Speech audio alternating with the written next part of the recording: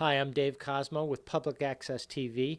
I'm here at the Rock and Roll Museum in Putnam County with Ned Moran, and Ned's going to tell us a little bit about the Rock and Roll Museum. Hi, Ned. Thanks for being with us at Public Dave, nice Access. to meet you. Thanks for coming by. We're inside the Rock and Roll Museum, which is called the Avalon Archives at the Tilly Forster Farm. And this is the main house, or the main farmhouse on the farm. And when we got here about almost 3 years ago, the building was in very bad condition and it was being considered for demolition by the county. And George Whipple invited me to the farm because he knew about my collection and he felt that it would be a strong draw for tourism in Putnam County, which it has been.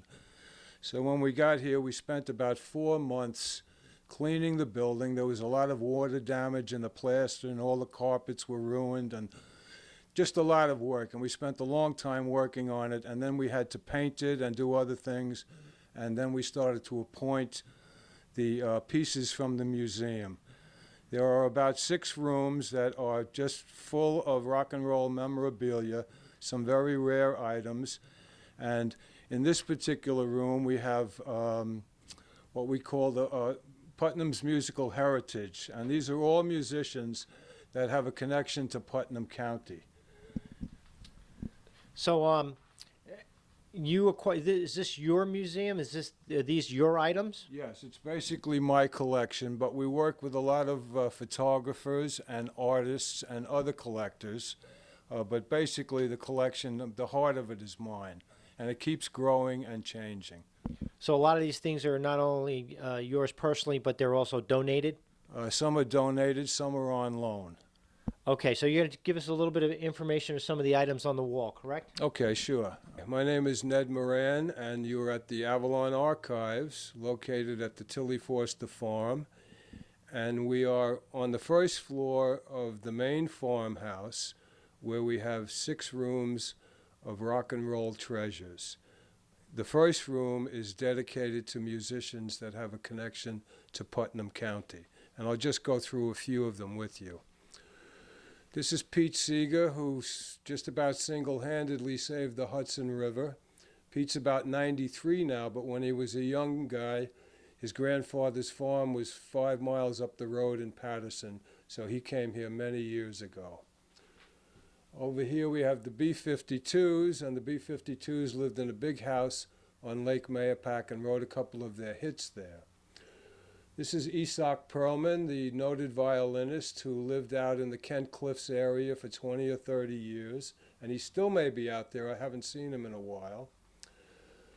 This is a poster that we did for a concert with Richie Havens and David Amram. It was a benefit for the Putnam Arts Council done back in 1998, and it was held at Mayapack High School.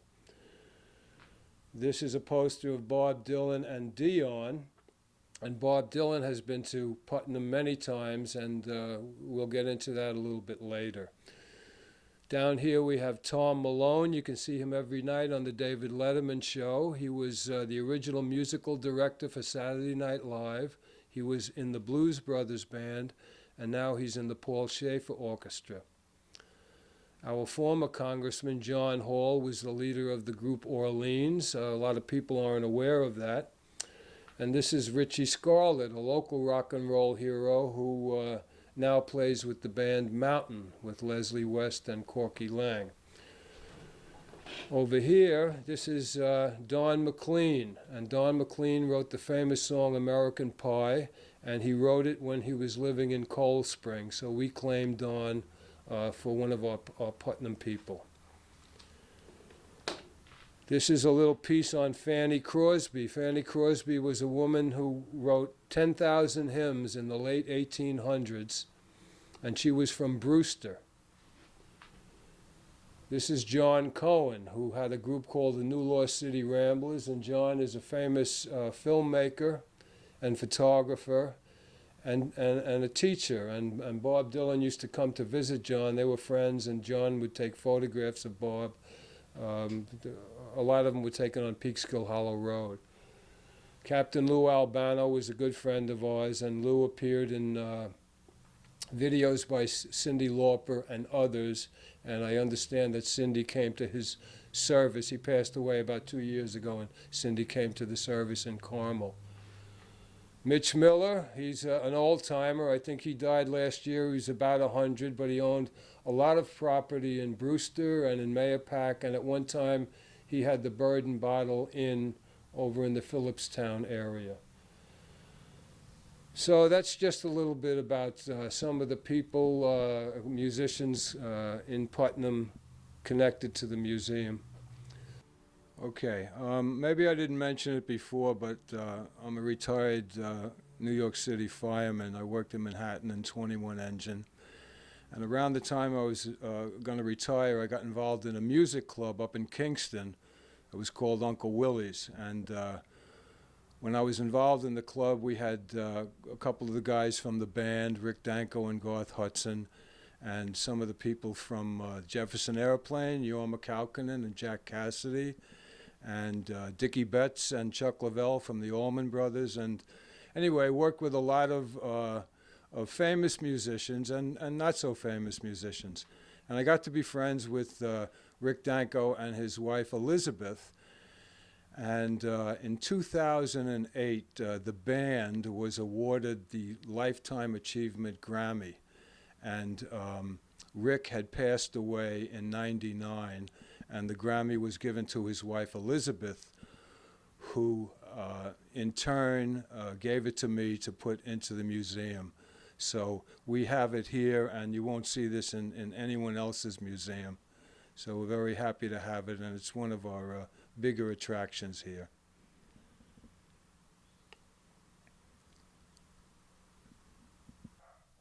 Okay, this is the story about Bob Dylan being photographed on Peekskill Hollow Road, and some of the photographs appearing in his self-portrait album that came out, I believe, in 1970. When Bob first came to New York, he was 19 or 20, about 1961, and he went to Greenwich Village where there was a folk scene going on. And he didn't know anybody but John Cohen, who is a longtime resident of Putnam County. John had a folk group that was formed in 1958 called the New Lost City Ramblers. And the Ramblers actually were a big influence on people like Jerry Garcia and David Grisman and Ewan McAlkinen and many other musicians. But anyway, Bob befriended John, and John, aside from being a musician and a teacher, was a filmmaker and a photographer. And in 1969 or 70, Bob came up to visit John in Putnam County, John living in a little farm on Peekskill Hollow Road, and they went out on the road and did a series of pictures, and some of the pictures were used for self-portrait. So that's the story of how the pictures got onto the album cover. And John today still lives in his little farm on Peekskill Hollow Road and continues to make music, and is also an author, and he just has a lot of credentials. He was also the professor of visual arts at SUNY Purchase, among other things. So that's that story.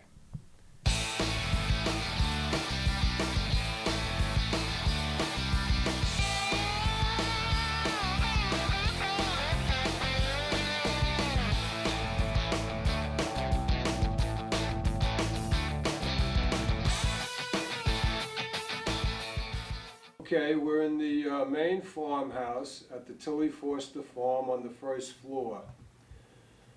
And the Avalon Archives has 6 rooms of rock and roll memorabilia. And the first room is dedicated to musicians that have a connection to Putnam County. Now we're in the second and third room. And this section over here is dedicated to the band who were from the Woodstock area, and they're kind of legends in the Hudson River Valley. This is a poster for The Last Waltz, a famous film that Martin Scorsese did about the band's final concert in San Francisco. And I would recommend the film to anybody that wants to learn a little bit about this. This is one of their gold records for, it was a live album called Rock of Ages that they recorded at the Academy of Music down on 14th Street in Manhattan. And this is Elliot Landy's famous photograph of the band with the Catskill Mountains in the background. This is Rick Danko's amplifier over here, and this amplifier was on the stage in the film The Last Waltz. Other pictures we have over here, Bob Dylan at Madison Square Garden. The band was Dylan's backup band through the 60s. And let's see what else I can show you. This is Levon Helm, who was the drummer for the band, and this is one of his Grammy-winning albums, Electric Dirt, that was recorded a few years ago. In the past, Levon passed away about 2 months ago, and in the last 5 or 6 years of his life, he won 3 Grammys for 3 separate albums. Quite an accomplishment. This is the legendary Bo Diddley, who left us a while ago, and he is one of the fathers, the foundations of rock and roll, like Chuck Berry and Elvis and Jerry Lee Lewis and those guys. This is a couch that was donated by Joyce Mitchell, who worked on the original production of Woodstock back in 1969, and she's a resident of Putnam County. This is a photograph of Neil Young and his wife Peggy. And this is a book called Greendale that just came out, and it's the first illustrated novel by a rocker. Came out last year. Over here we have a photograph of Keith Richards that was taken down at the Lone Star in New York City in the early 80s. And a poster from Stockholm with Jackson Browne and David Lindley, signed by them. Okay, over in this corner, I think we talked about Keith and Jackson Browne here. This is a little bit on the Grateful Dead. This is a painting by a local fellow named Richard Fagetta, who has a lot of paintings in the museum, and he's a really great artist and a friend of ours. And this is a poster that was brought back from the Rock and Roll Hall of Fame in Cleveland with early images of the Grateful Dead. Down below we have a charcoal of Bob Marley. That's a pretty good piece that we like a lot. And in this case here are things special to Bob Dylan. And there are 2 albums in here that were brought back from Vietnam with Chinese writing on them. And they were only issued to the troops in the PXs in Vietnam, and various artists like the Rolling Stones, Dylan, and Jimi Hendrix. You were able to get over there, and so these are pretty special albums. There's also a copy of Blood on the Tracks, a famous Dylan album. The liner notes were done by Pete Hamill, and Pete signed this a while back for us. Over here is a photograph of Jerry Garcia in San Francisco in '69 by John Cohen, our local friend on Peekskill Hollow Road. And this photograph is very similar to the picture that Richard did of Jerry. Over here we have images of cards that were handed out at the Fillmore West. Let's say this is Creedence Clearwater Revival. They would make a poster of each of these cards, and the week before the show they would hand them out at concerts so people knew who were coming the following week. And these days, these cards, because many of them were thrown away, are in a lot of cases more valuable than the posters themselves. Throughout the museum we have a lot of antiques that relate to the beginning of music and recording. This is a radio from the early 40s, and also a phone. I have kids that come in here that don't know what this is. And I tell them it's called a telephone. In the bottom of this radio, you could open this up and you could play records. So it was not only a radio but also a record player. And this was made by Silvertone, who also made guitars back in the 40s and the 50s that you could buy in Sears. Okay, In this section, we have a collection of posters that came from San Francisco in the 60s. In San Francisco, there were two main venues for music. There was the Fillmore, that was run by Bill Graham, and the Avalon Ballroom, that was run by a collective of the artists and the musicians and a lot of the street people. And actually, the museum is called the Avalon Archives in tribute to that art movement. These posters are what got me started collecting rock and roll memorabilia. And I got these off of telephone poles and out of storefronts back in the day. And today, some of these are worth thousands of dollars, and in most cases, they're worth hundreds of dollars. This is an image of Janis Joplin with her group Big Brother and the Holding Company. This is one with Santana and the Youngbloods and Allman Joy that eventually became the Allman Brothers. Led Zeppelin. This was a concert with the Jefferson Airplane, the Grateful Dead, and Mongo Santa Maria, and it was all for about $4. These shows were $3.50, $4.50. And let's see who else we have here. This was a local San Francisco band called the Charlatans. But anyway, we have many of these posters. They're all not in the museum. We keep changing them to keep things fresh. And this is kind of like the heart of our collection. Okay, in this corner we have an illustration of poster art that spans 40 years. This was a Lake Tahoe poster for the Grateful Dead that was done in 1968. And then after Jerry Garcia died, they continued the legacy, but they called themselves Further now. And Further is basically Phil Lesh, the bass player for the Dead, and Bob Weir, the rhythm guitarist and singer. And they call themselves Further, and this poster was done in 2008. So these two posters, which have a similar theme, span 40 years. This is just a little tribute to piano players. And over here we have a photograph of Frank Zappa that was taken by my assistant, Rob Robinson, and of course the great Jimi Hendrix.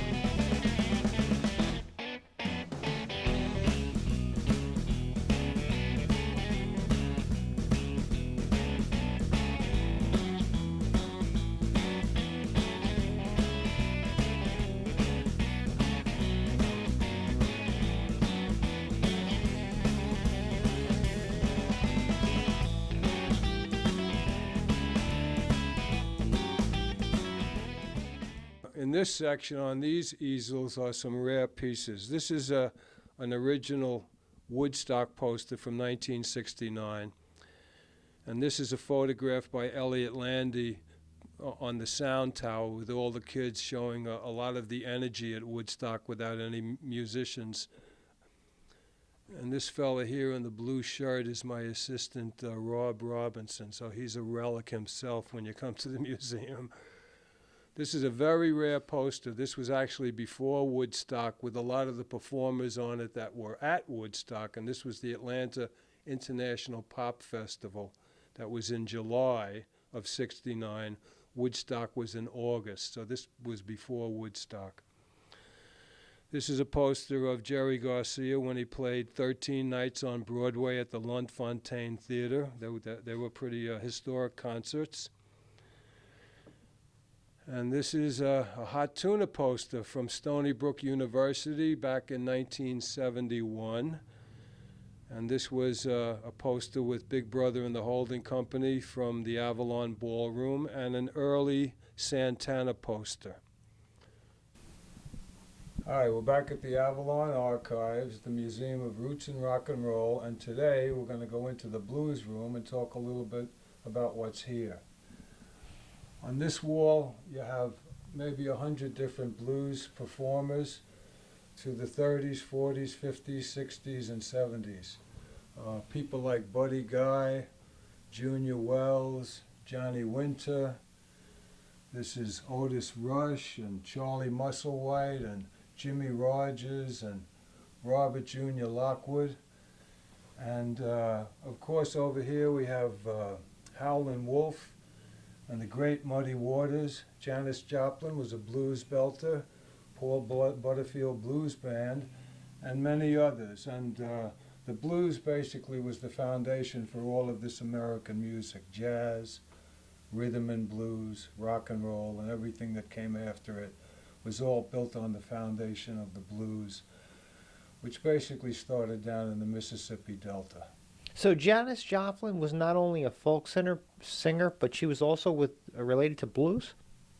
Yeah, she was a folk singer early on in her career before she got famous, and then joined a group called Big Brother and the Holding Company. And that group wrote a lot of its own songs and did a lot of blues classics that she was very famous for. Summertime and Piece of My Heart, songs like that. Fantastic. Ball and Chain. They were blues classics. Another part of this room is a little section over here on Nashville and the country western scene with legends like Chet Atkins and Bill Monroe, Hank Williams, Johnny Cash, and Earl Scruggs. And a little Putnam legend that very few people are familiar with. Earl Scruggs and his two sons and Bob Dylan jammed in a house in Kent Cliffs back in the early 70s, and we have it on film in the museum. Another part of this